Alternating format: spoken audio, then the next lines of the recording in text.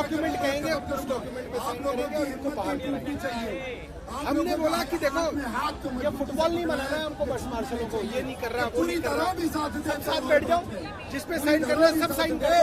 हम आ गए हैं भारतीय जनता पार्टी वालों का इंतजार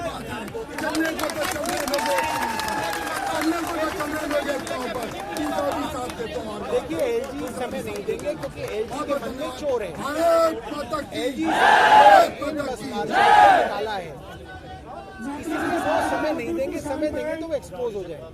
आम आदमी पार्टी बिल्कुल हमारे पक्ष में है, आप वोट बिल्कुल शांति में मांग रखें। सारे के सारे मीडिया खेमा आपके बीच में आ चुका है। प्रस्ताव के अंदर हाथ उठा के वोट डालिए, तय बात थी। और वो जो रेजोल्यूशन पास हुआ वो हमने एटी हाउस में भेजा, सबको मालूम है, लगातार वो वीडियो बना रहे हैं, उनको आना चाहिए। आज आप लोग अगर नहीं आते तो अकेले जाएंगे या बैठे रहेंगे? अभी उनका इंतजार करेंगे, अकेले कैसे जाएंगे? तो एलजी तो उनका है, हमारी सरकार है, हम अपनी सरकार को लेके आ गए, जहाँ पे साइन करना है करेंगे। बट हमने क्या कहा, हमारी सरकार है, सरकार की जिम्मेदारी हमारी, तुम्हारा एलजी है, एलजी की जिम्मेदारी तुम लेना, जहाँ साइन करने है साइन करा लो, इनकी डॉक्यूमेंट मिल जाएगी, हम इंतजार करेंगे। आप लोगों को थोड़ा, हाँ जी थोड़ा सा इसके लोगों को पता ही लगा क्या हो रहा है थोड़ा सा।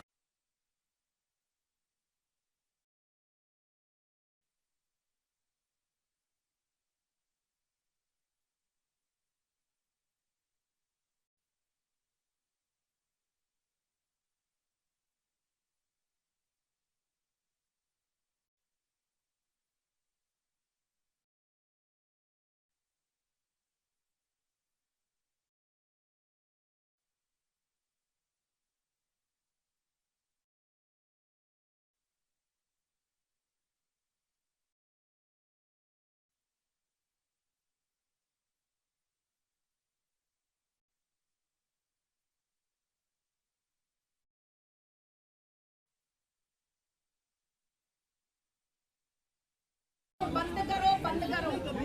यूज एंड थ्रो की पॉलिसी, यूज एंड थ्रो की पॉलिसी हमारा दुर्भाग्य। स्पष्ट करना चाहूँगा कि हम यहाँ आप सबकी तालियों के बीच भाषण देने नहीं आए। ये क्लैरिटी हमको, आपको, सबको होनी चाहिए। आगे कहाँ से आएगा? मैं आऊँगा। ऐसा नहीं कि रे नेता लोग हैं, माइक मिल गया, स्पीकर लगा हुआ है, 1000-2000 लोग बैठे हैं, तो हम यहाँ हम स्पष्ट करना चाहते हैं कि यहाँ भारतीय जनता पार्टी के 8 विधायक और 7 सांसद, टोटल 15 लोगों का हम इंतजार है। थोड़ा सा हट जाओ। इस इंतजार के दौरान मुंह बात कर बैठे रहने से अच्छा है कि सच का दिया जले, झूठ लापता हो, किसने कब कब क्या क्या कहा, कैसे कैसे वायदे किए और किस तरह से उन वायदों से पलटा, ये बातें अगर होती रहे तो हमारा आपका संकल्प पहले से ज्यादा मजबूत होगा। ये मकसद है यहाँ पे होने का।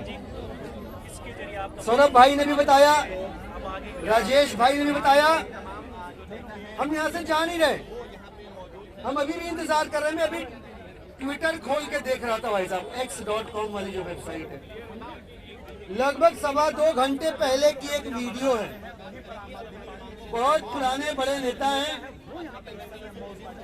गुप्ता जी, जानते होंगे आप लोग। उन्होंने अपने घर के एयर कंडीशन बंद कर दिया है। माइक किसी ने, भाई माइक बंद हो गया, आवाज आ रही है? ये कम ज्यादा कैसे हो जा रहा है? अच्छा हाँ, ऐसे रखो भाई, ऐसे मत करो यार, मेरे टाइम पे तुम बुला कर दे रहे। विजेंद्र ध्यान से सुनिएगा बात, आप सब लोग आपस में लगातार संपर्क में रहते होंगे, हम लोगों से नियमित नहीं रहते होंगे संपर्क में, तो हम हैं, तो हमारी थोड़ी सुनिएगा। मैं स्वागत करना चाहूंगा, हमारे भी तालियों स्वागत कर लिया इमरान हुसैन जी, दिल्ली सरकार के एक और मंत्री आ गए। बहुत सारे विधायक मंत्री हमारे अरविंद केजरीवाल जी के निर्देश पे आपके बीच उपस्थित है। मैं वापस आता हूं गुप्ता जी पे। गुप्ता जी बहुत तेज दिमाग के आदमी हैं, उनको हल्के में कोई न ले। हमारी जितनी कुल उम्र होगी उससे ज्यादा की राजनीति उन्होंने देखी है, सीखी है, चलाई है। 2.25 घंटे पहले का वीडियो है। गुप्ता जी अपने घर के एयर कंडीशन कमरे में बैठ के कैमरे के सामने, शानदार कुर्सी लगी हुई है, चमचमाती टेबल है, उस पे बैठ के कह रहे हैं कि देखो जी आम आदमी पार्टी वालों ने कहा था 3 अक्टूबर को मिलने जाना है, फिर नहीं आए। आप लोग बताओ कहाँ आना था? उनके कमरे में आना था कि यहाँ आना था? कहाँ आना था भाई? कहाँ आना था? यहाँ काली गरम चारकोल की सड़क पे आना था कि उनके ऐसी कमरे में आना था? ये काली गरम सड़क पे आना था। और यहाँ हम आ चुके हैं और आकर पूछते हैं गुप्ता जी हम यहाँ हैं, आप हम यहाँ हैं गुप्ता जी, आप हम सब यहाँ हैं गुप्ता जी, आप हम सारे आम आदमी पार्टी के मंत्री, विधायक और बस मार्शल्स यहाँ हैं। नेता विपक्ष गुप्ता जी आप, गुप्ता जी आप, गुप्ता जी आप, ये जगह है। ऐसे ही बरगलाते हैं। आप समझिएगा कैसे कैसे आप में से कई साथियों को बरगलाया उन्होंने, बेवकूफ बनाया। कभी कहते हैं वो जी प्रस्ताव पास कर दिया, पीसी करके नहीं बताया, हुआ था ऐसे, प्रेस कॉन्फ्रेंस नहीं कर। आप सोचो इस बात में कोई लॉजिक है? कोई सिर पैर इस बात का? कोई सिर पैर नहीं है। विधानसभा की कार्रवाई दुनिया देखती है, सरकारी कागज है। विधानसभा की कार्रवाई खत्म हुई तुरंत भेज दिया कागज। ओ हमारे एक और मंत्री मुकेश सहलावत जी हमारे बीच से इनका स्वागत है। अब तो नियत पे शक नहीं है ना?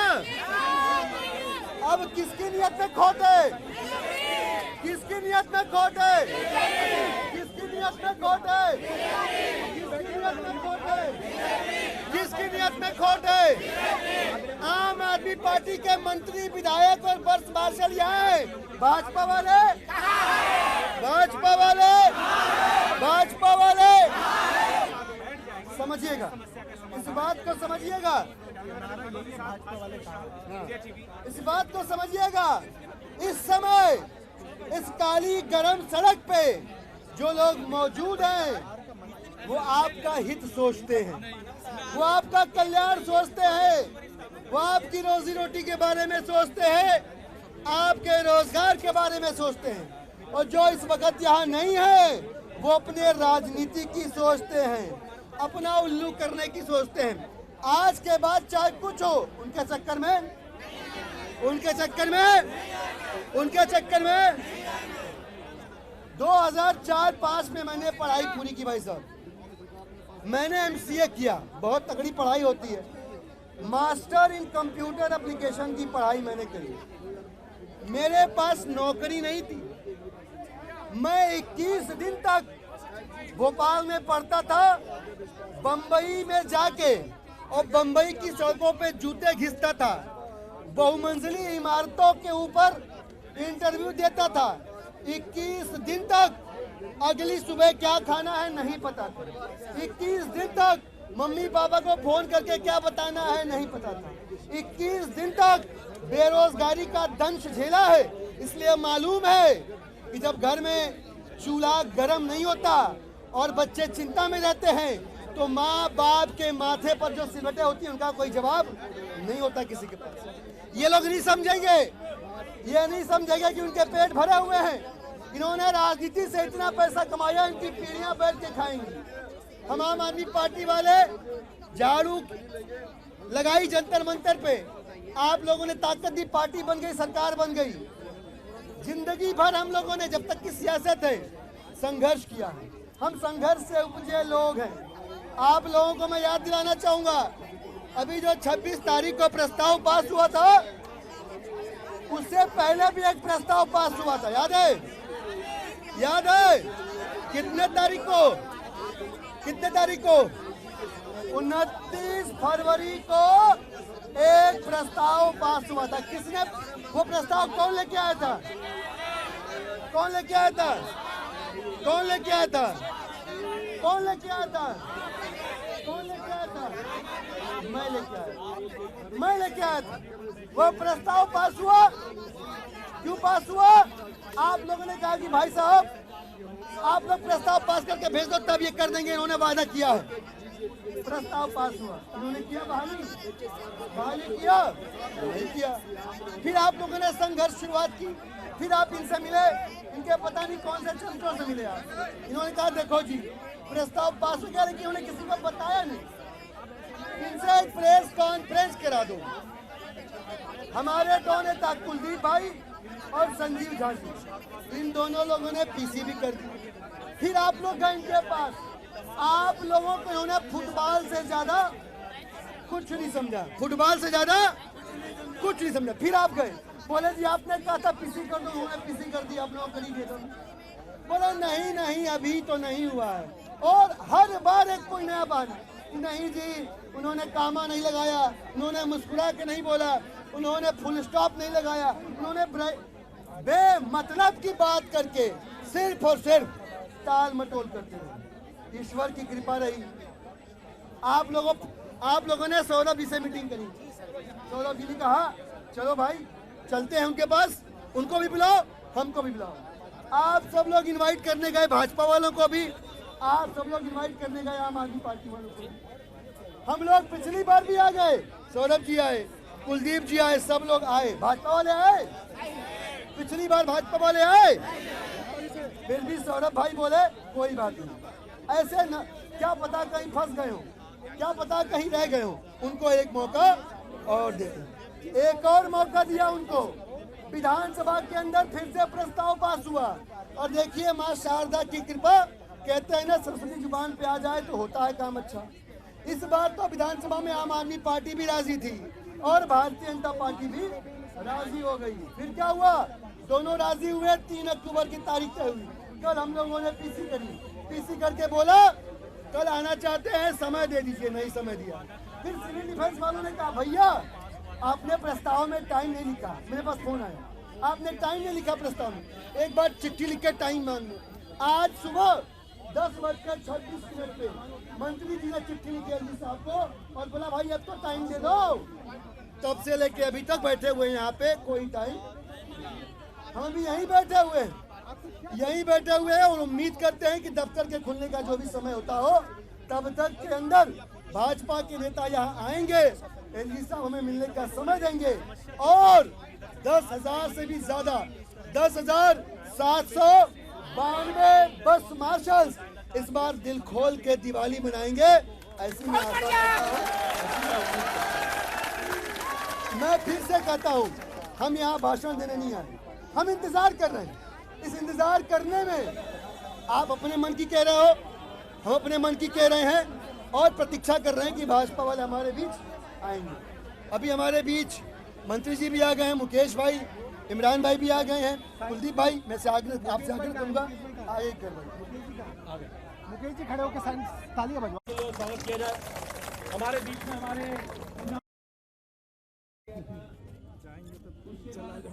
तमाम चीजें हमारे बीच में आई। आपका जो भर्ती प्रक्रिया था वो गलत है। हम लोग अधिकारियों के पास गए, अधिकारी ने दरवाजा बंद कर लिए, मुझे मिलने नहीं दिया। फिर हम दिल्ली सरकार के सभी मंत्री से मिले, उन्होंने कहा जो भी इक्विपमेंट आपके पार्टी के लोग हैं और ये आम आदमी पार्टी के लोग हैं, तो आज हमारे पास दिल्ली सरकार पूरी बैठी हुई यहाँ सभी लोग बताना। पूरी जिम्मेदारी से मैं कहा था कि दिल्ली सरकार से जितना काम कराना होगा मैं करा के लाके दूंगा, कहा था कि नहीं कहा था? और बीजेपी से जो काम करा के लाके देना है आप करके दे दो, कहा था कि नहीं कहा था? लेकिन तब भी नहीं हुआ। फिर हम बीजेपी के पास जाना शुरू किए, उनके पास गए, उन्होंने एक बड़ा मंच दिया मुझे। उस मंच पे चढ़ के हमने उनसे कहा कि इस पेट की लड़ाई में आप राजनीति मत करिए। ये